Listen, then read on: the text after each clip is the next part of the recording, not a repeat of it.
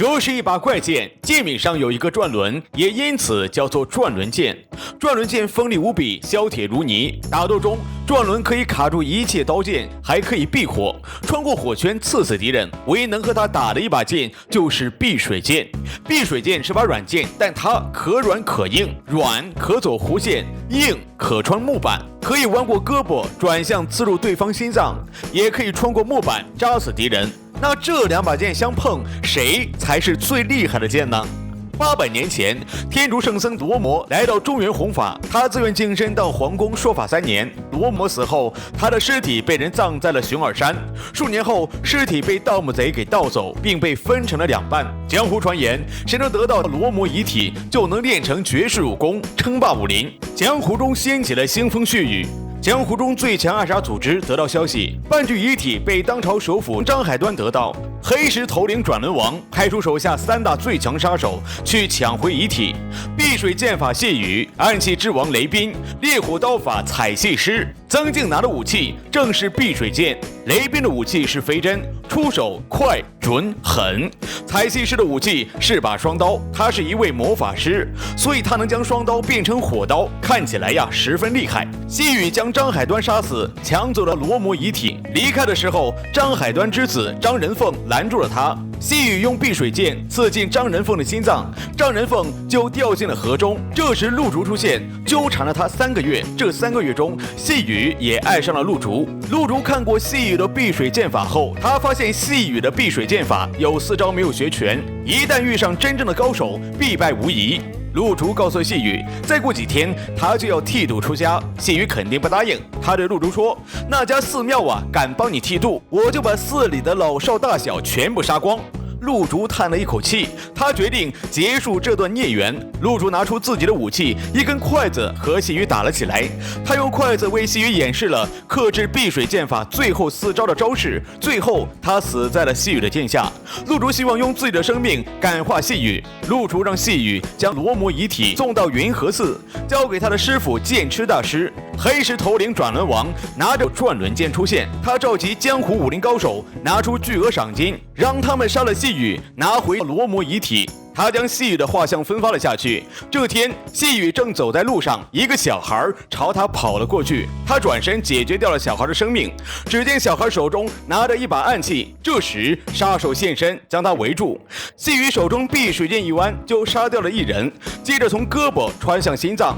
杀手们很快都被解决了。女杀手临死前对他说：“江湖路一旦走上，就别想全身而退。”细雨为了不再被人追杀，他找到神医李鬼手，拿出2块金砖，让他为自己换上一个普通的脸。细雨换好后，他将自己的过去埋葬，为自己立了一个墓。之后，他将罗摩遗体送到了云和寺，见到了陆竹的师傅剑痴大师。剑痴大师为他讲了陆竹的过去。陆竹6岁听经，10岁入寺，修佛习武27年，是少林20年以来佛法武功第一。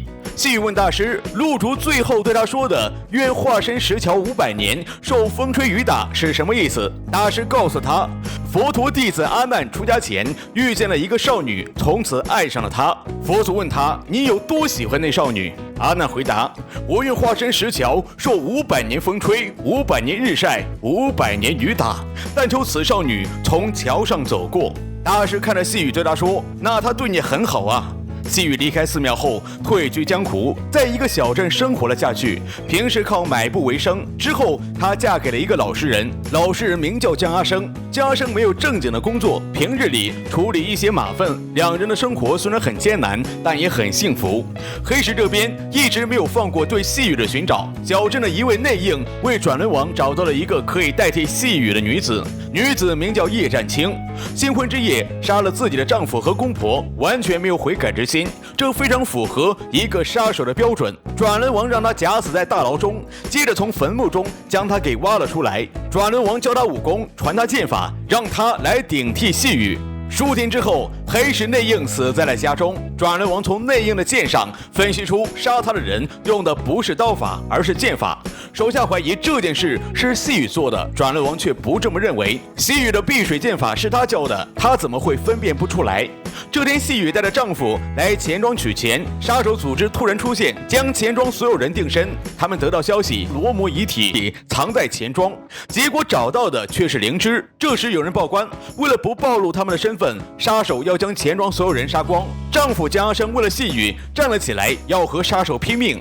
细雨为了保护丈夫，只好暴露自身功夫，将所有杀手打倒，并将他们的双眼挖瞎，然后离开了。官兵过来之后，将他们抓进了大牢。细雨到家后不敢面对江阿生，江阿生却毫不在意。他对细雨说：“就算你以前是江洋大盗，你还是我的娘子。”细雨听到这句话很感动，以后自己肯定不能辜负她。晚上，转轮王从大牢中将杀手老大带了出来。他从杀手老大叙述的招式中知道了打伤他们的人就是细雨。他立马召集了3个高手进京，一支穿云箭，千军万马来相见。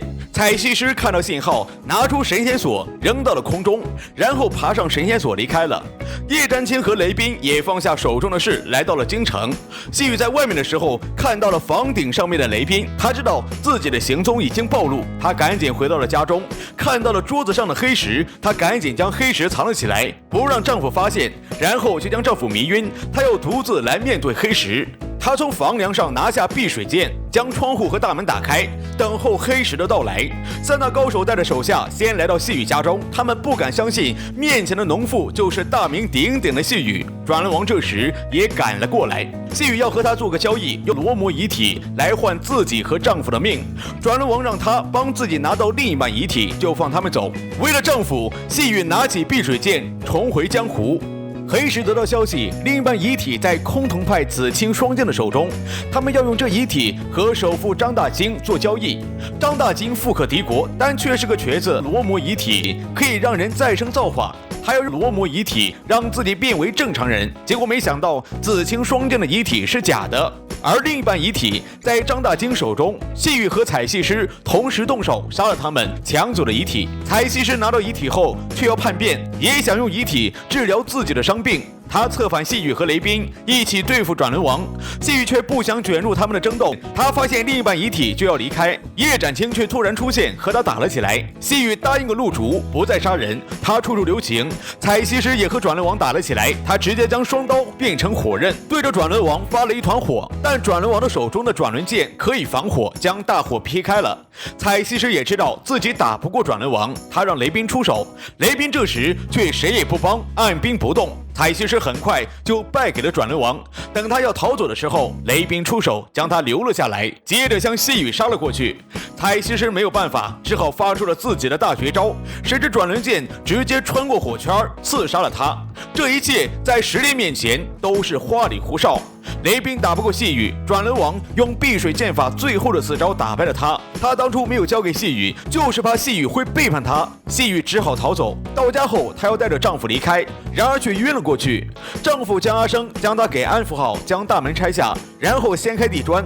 这时雷斌和叶占清带着杀手赶了过来。只见江阿生拿出了一把袖剑，雷斌嘲讽他：“这也叫剑呢？”江阿生回答：“磨一下就好了。”说完开始磨剑，两人宛然看笑话一般看着他磨剑。江阿生说出了雷斌暗器的缺点，雷斌这下感到不对劲了，他发动了暗器，但为时已晚，宝剑已经磨好，他们带来的杀手全部被杀光。江阿生打斗途中又从地下拿出了一把短剑，一攻一守，太过可怕了。雷斌也认出了他手中的正是参差剑，而江阿生就是张海端死去的儿子张仁凤。张仁凤太过厉害，迅速就杀了雷斌。叶占清也中了一箭逃走了。接着江阿生将转轮王家中的罗摩遗体走，约他到云和寺决斗。这时叶展清找到了转轮王，要给他献身，但是在亲热的过程中却发现转轮王是个太监。转轮王告诉叶展清，他拼命寻罗摩遗体，就是想用他让自己成为一个真正的男人。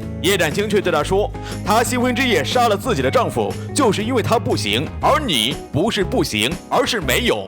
转轮王这下快要气炸了，他将叶展清活埋在了地下。江阿生也知道了细雨就是当年杀了自己全家的黑石杀手，他也对细雨说出了自己的身份。当年他被刺中心脏之后却没有死，因为他异于常人，心脏在右边。在李鬼手的帮助下，他也换了脸，但两人多年夫妻，江阿生不忍心杀他，准备离开，但细雨却动剑刺死了他。最后的大决斗来了，碧水剑对战转轮剑，两人的打斗十分精彩，但转轮王可是细雨的师傅，细雨根本就打不过他。命危时刻，他想起了陆竹教自己的4招，他拔出江阿生身上的短剑，刺向了转轮王。凭借4招，他打败了转轮王，但自己也身受重伤。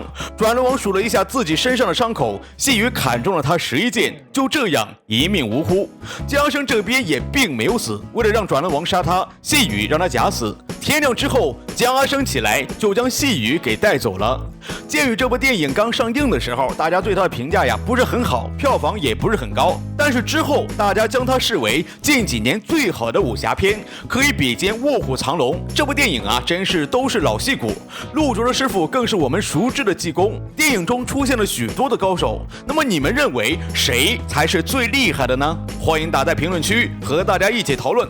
好了，今天的兵器介绍就到这里了。想了解更多，记得关注加油！阿斗说片天天见，明天我们不见不散。